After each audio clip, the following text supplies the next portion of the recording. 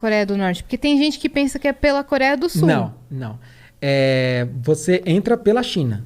Então, o único país que tem acordo para você poder fazer turismo lá é a China. E aí o que acontece? A KITC, que é a agência estatal norte-coreana de turismo, eles fazem acordo com algumas agências chinesas, que essas agências podem vender o pacote para lá.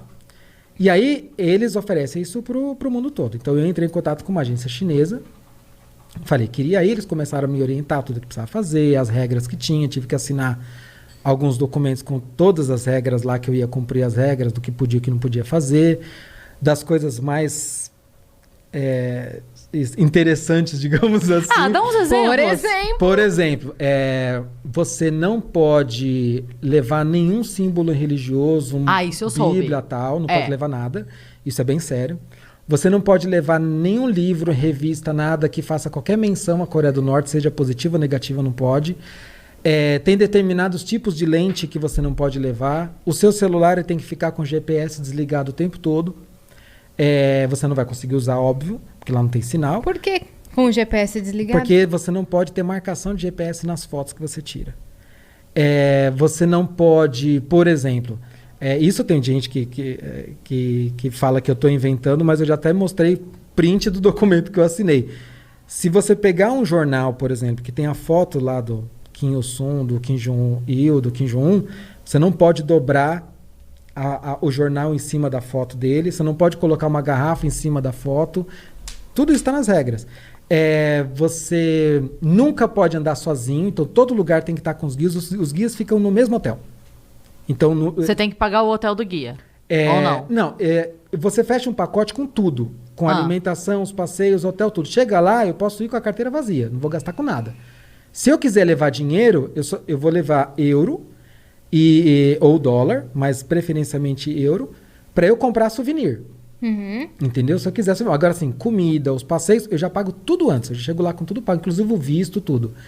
E essa agência chinesa que cuida de tudo. Tudo que você vai fazer, eles têm que estar sabendo. Então, eles não te dão a possibilidade de você levar dinheiro pra comer numa outra coisa? Não, se eu quiser... por exemplo, se eu chegar lá e falar, eu quero ir numa pizzaria, eles vão falar, tá bom, a gente vai levar na pizzaria, eu não vou pagar nada.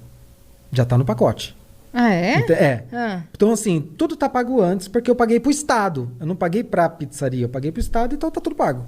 Então, eu vou lá e uso o que eu quiser, mas você faz um planejamento da viagem antes. Então, você escolhe os pontos que você vai ver. Isso funciona com vale? Eu quero tentar entender assim, porque a pizzaria tem um dono. Ou não tem o dono? Não tem um dono, é do Estado. Todo o comércio é do Estado? Tudo do Estado. Todos?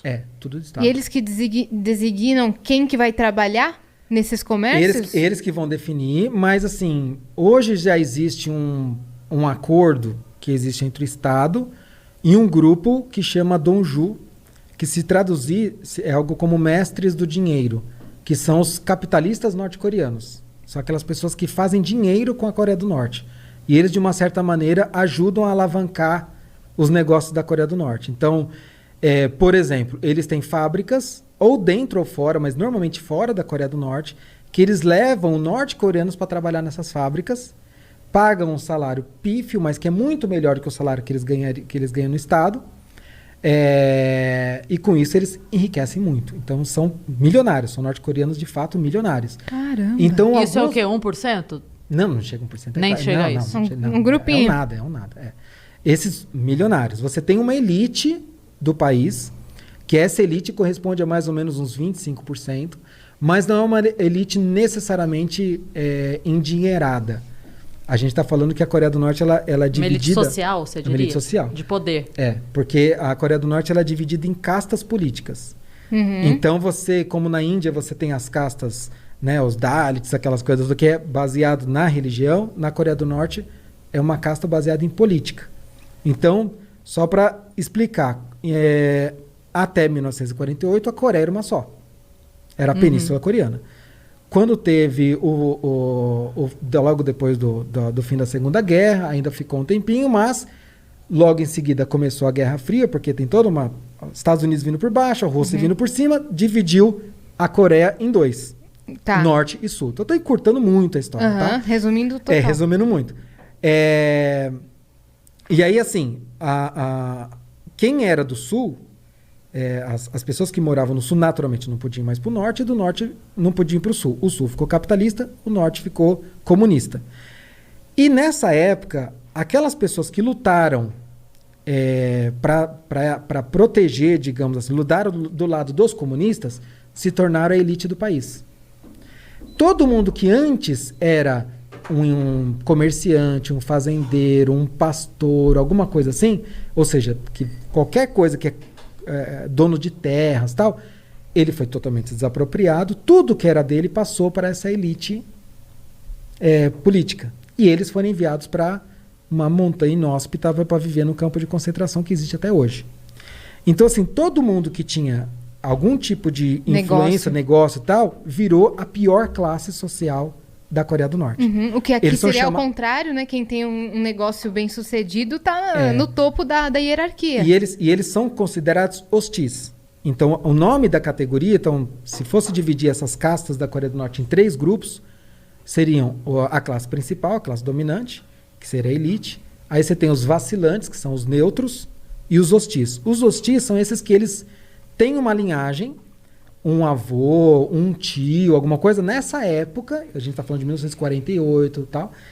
Em termos históricos, ontem, né? Que chama. Mas é que os asiáticos, de modo geral, e na Coreia do Norte isso é muito forte, eles levam a hereditariedade muito a sério. Então, eles acreditam que algum traço de personalidade seu, seja positivo ou negativo, ele passa de geração para geração até 3 gerações.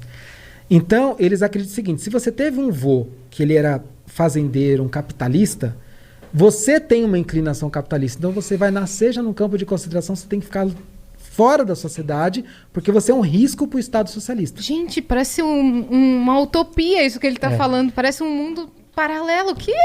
Então, assim, hoje 30% da população, mais ou menos, é essa categoria de hostis. Não é pouca coisa. É extrema pobreza. São aqueles que vivem em trabalho forçado, extrema pobreza, aqueles que têm a pior vida possível. Então, esses vivem nas montanhas inóspitas, lugares muito... Então, tem... E contato zero com você. Você nem viu, nem... Tá. Não, assim, é completamente fora, você não vê. Aí você vai ter o outro grupo, que são esses vacilantes, que corresponde a mais ou menos 45%, que são aqueles que, no seu histórico, nem tinha alguém que era capitalista ou o dono de terras, comerciante, e nem teve um general, um soldado, alguém que lutou na Guerra da Coreia, lutou na Guerra do Japão, ou que era comunista. Não tem nenhum desses dois. Ele só estava ali, só sou um cidadão e mais nada. Comendo pastel na feira, e, tipo, deu uma guerra, eu tava com leite, aqui. não que eu tô fazendo aqui? São esses daí. Por que chama vacilantes? Porque o Estado permite, digamos assim, que ele vive em sociedade, mas acompanha e monitora tudo que ele faz. Porque ele pode dar um vacilo. Porque ele pode dar um vacilo. Ou seja, ele pode ter alguma inclinação capitalista ou, se não tão devota ao socialismo, que isso vai acender uma luzinha vermelha e a vida dele vai começar a ficar um pouquinho mais difícil. Então, isso vai começar a impactar no que ele pode comer, onde ele vai morar, se ele pode estudar ou não, que acesso seus filhos vão ter, vai começar a impactar. E aqueles que têm no seu histórico alguém que lutou ao lado de Kim Il-sung, por exemplo, na Guerra da Coreia, na Guerra do Japão, ou que era um comunista, tal, esses são a elite do país. Então, eles que vão poder, por exemplo, morar em Pyongyang, que é a cidade vitrine, é a capital. Capital, lá que então, você foi. Então, lá, na verdade, eu fui em 3 cidades lá. Mas é óbvio que só vão me levar para os lugares que eles querem. Óbvio. Me não mostrar. Vão te levar para o topo da montanha. Então, Pyongyang, por exemplo, 95% da população de Pyongyang é da elite. Então, assim, por quê? Porque é um privilégio morar lá. É onde você tem a melhor educação, a melhor saúde, o melhor acesso, melhor tudo. Parques, hotéis, tudo. Lá tem parque aquático, cinemas, tem restaurantes diversos. Então, assim, é o lugar dos privilegiados. 5 estrelas ali. Aí, se um norte-coreano, por exemplo... É engraçado você pensar que o privilégio do país comunista é todos os privilégios que o capitalismo pode oferecer para eles, né? Com a diferença, né, que é o que eu costumo dizer, que assim, você num país, aqui no Brasil, por exemplo, né, isso foi uma lição que eu trouxe para mim. Aqui, você pode nascer numa favela, ter uma vida terrível, péssimo acesso à educação, uma família desestruturada. Você vai poder ascender socialmente? Vai ser muito difícil. É lógico que vai ser muito difícil, assim, porque você está nascendo numa disparidade enorme, Sim. né, com Sim. pouquíssimas oportunidades. Então vai ser Sim. muito difícil. Mas alguém te proíbe? Não. Não. É difícil, muito difícil, mas ninguém te proíbe. Ninguém vai falar, você nunca, jamais vai poder estudar em tal faculdade, ou vai poder escolher o seu emprego, ou vai poder comer carne, porque você teve um avô comunista. É diferente. Né? Então, assim, e isso foi uma das coisas que eu trouxe para mim, porque quando você sai de um país que ele tem tantas regras e que você vê uma população refém de um regime, você começa a dar valor àquilo que você tem. Você fala, o Brasil é uma bagunça, isso aqui é um pandemônio.